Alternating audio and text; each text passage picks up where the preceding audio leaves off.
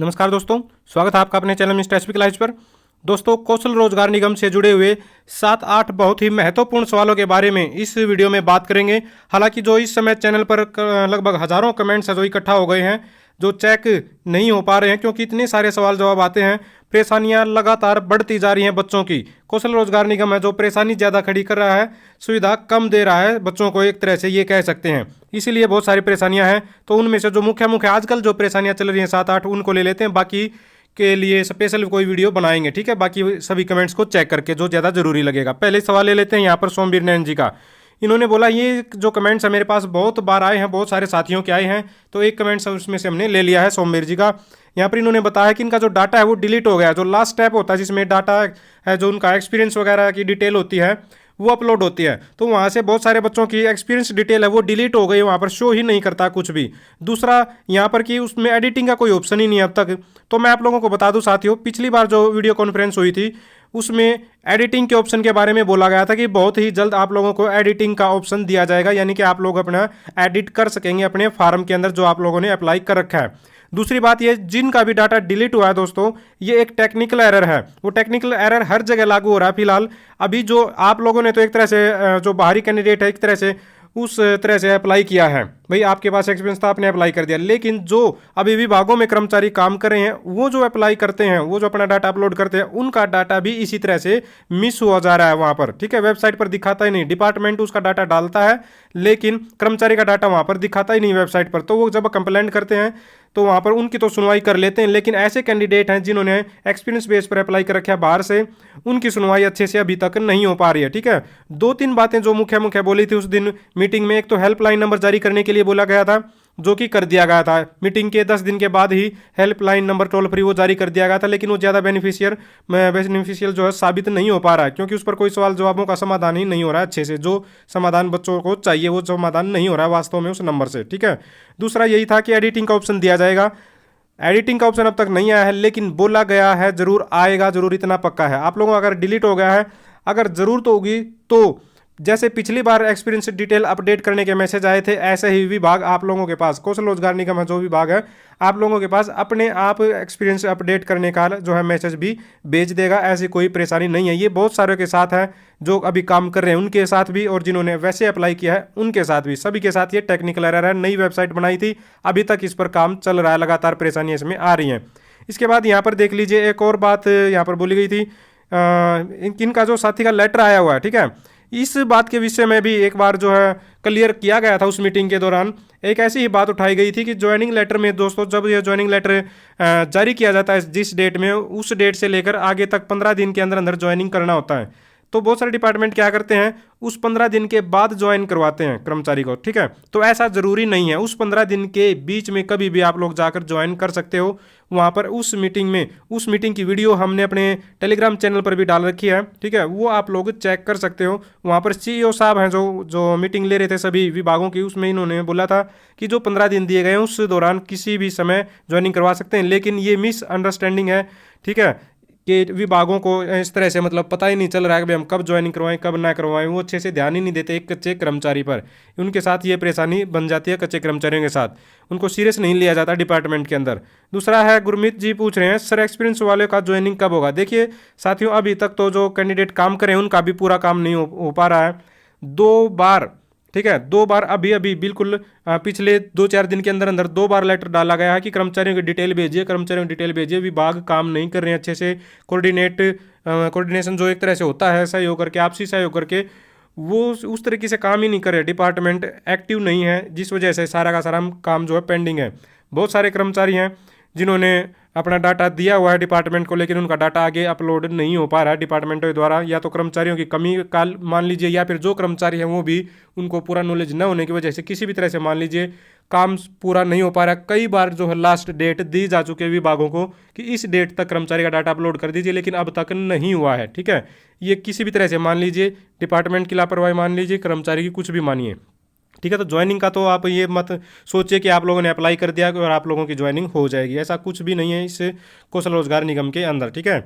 इसके बाद ये कम तो मिलता जुलता सवाल है ये तो। इसके बाद ये ले लेते हैं, फ्रेश रजिस्ट्रेशन कब स्टार्ट होंगे। ये भी बहुत ज़्यादा कैंडिडेट पूछते हैं भाई, सक्षम वाले बहुत ज़्यादा पूछते हैं, बाकी दूसरे जो कैंडिडेट होते हैं जो सक्षम में भी काम नहीं है, फ्रेश रजिस्ट्रेशन कब होंगे। बहुत सारे साथी फेक वीडियो डालते रहते हैं अपने चैनल पर, हमने भी देखी, हम भी यूट्यूब पर हैं, आप भी यूट्यूब देखते हो, खुला मंच है, वहाँ पर बच्चे अपने व्यू बढ़ाने के लिए, चैनल के कंटेंट मतलब डालने के लिए कुछ भी डाल देते हैं फेक न्यूज़। उन्होंने डाल रखा है कि आने बोल रहे थे कि गुप्त सूत्रों से पता चला है कि 20 अप्रैल को जो फ्रेश कैंडिडेटों के रजिस्ट्रेशन स्टार्ट हो जाएंगे, लेकिन ऐसा कुछ भी नहीं है। हमने अपने चैनल पर, हमें भी बोला गया था साथियों कि इस तरह की बात सुनने में आ रही है, आप क्या कहते हो। भाई हम तो तभी बोलेंगे जब कोई ऑफिशियल न्यूज़ आएगी, हमारे पास ऐसा कोई गुप्त सूत्र नहीं हो, और जब तक गुप्त सूत्र भी कोई सबूत नहीं दे देता तब तक हम किसी की नहीं मानते। हम वही चीज़ दिखाते हैं जो सरकार मतलब एक तरह से ऑफिशियल जो लेटर जारी कर दिया जाता है तभी हम आप लोगों को कुछ बोलते हैं, वरना अपने चैनल पर हम इस तरह की कोई न्यूज़ नहीं डालते गुप्त सूत्रों से संबंधित। ठीक है, तो फ्रेश का अभी तक कोई अपडेट नहीं है, जब आएगी तो आप लोगों को जरूर बता देंगे, सबसे पहले बता देंगे, ये हम आप लोगों को वादा करते हैं। नेक्स्ट यहाँ पर ले लेते हैं, भारत रोहिल्ला जी का है, हरियाणा के कुछ डिपार्टमेंट में एम्प्लॉयज़ का पार्ट टाइम दिखाकर उनको कौशल रोजगार निगम में ऐड नहीं किया जा रहा है। देखिए, एक जो बात है बोली गई है कौशल रोजगार निगम की तरफ से जो आई है वो ये है, अगर कोई कर्मचारी 6 घंटे से ज़्यादा, यानी कि ये मान लीजिए 6 घंटे से स्टार्ट है, ठीक है, अगर 6 घंटे तक मिनिमम 6 घंटे अगर काम करता है कोई भी पार्ट टाइम कर्मचारी, तो उसी का रजिस्ट्रेशन कौशल रोजगार निगम पर होगा। उसे कम टाइम अगर काम करता है तो कर्मचारी का रजिस्ट्रेशन नहीं होगा। अब इन्होंने यहाँ पर बोल भी रखा है उनसे ड्यूटी 8 घंटे की ली जा रही है, और अगर ऑब्जेक्शन करते हैं तो हटाने की धमकी दी जाती है। देखिए, ये तो एकता आप लोगों को दिखानी पड़ेगी, वहाँ पर आपके डिपार्टमेंट में सभी कर्मचारियों को आप लोगों को इकट्ठा होना पड़ेगा, आवाज़ उठानी पड़ेगी कि आप लोग 8 घंटे काम कर रहे हैं और आप लोगों का रजिस्ट्रेशन नहीं हो पा रहा है। ये तो जो अधिकारी होते हैं वो लापरवाह होते हैं, या फिर दूसरों की भाई तो किसको पड़ी है, सच बात तो ये है। ठीक है, भाई दूसरों के काम की, किसका नौकरी मिले ना मिले, किसका घर चल रहा है, किसका किसी को नहीं पड़ी है, इसलिए अधिकारी इन चीज़ों पर ध्यान नहीं देते, कच्चे कर्मचारियों पर उनकी परेशानियां लगातार बनी रहती है। लेकिन जो नियम है वो ये कहता है, अगर किसी भी विभाग में 6 घंटे अगर कर्मचारी काम कर रहा है तो उसको कौशल रोजगार निगम पर रजिस्टर करवाया जाएगा। ये लेटर बाकायदा मैंने आप लोगों को पहले पुरानी वीडियो में दिखाया है, कौशल रोजगार निगम की वेबसाइट पर भी ये आप लोगों को शायद मिल जाए। ठीक है, वरना मैंने अपने टेलीग्राम चैनल पर भी शायद इसको डाल रखा है जहाँ तक मुझे याद है। तो 6 घंटे का क्राइटेरिया बना रखा है, 6 घंटे से ज़्यादा अगर आप लोग काम करें तो आप लोगों का रजिस्ट्रेशन होना चाहिए, ये नियम कहता है। ठीक है, नेक्स्ट ले लेते हैं CS, chief secretary of Haryana की वेबसाइट पर भी ये लेटर मिल जाएगा, वहाँ पे 100% मिल जाएगा अगर आप लोग टेलीग्राम चैनल नहीं चलाते हैं। बाकी टेलीग्राम चैनल का लिंक हमने डिस्क्रिप्शन में दे रखा है, वहाँ से आप ज्वाइन कर लेना है। इसके बाद मुकेश जी बोल रहे हैं यहाँ पर 2018 में हड़ताल के दौरान ड्राइवर और कंडक्टर लगाए गए थे, उनका क्या हुआ। तो उनका दोस्तों अलग अलग डिस्ट्रिक्टों में उनके रजिस्ट्रेशन करवाए गए थे। जो हड़ताल वाले जो कर्मचारी थे, यानी कि जिन्होंने हड़ताल में बस चलाई थी 2018 में, उनके लिए अलग से ऑप्शन था रजिस्ट्रेशन करवाने का, और जो फ्रेश कैंडिडेट के रजिस्ट्रेशन वो अलग से मांगे गए थे।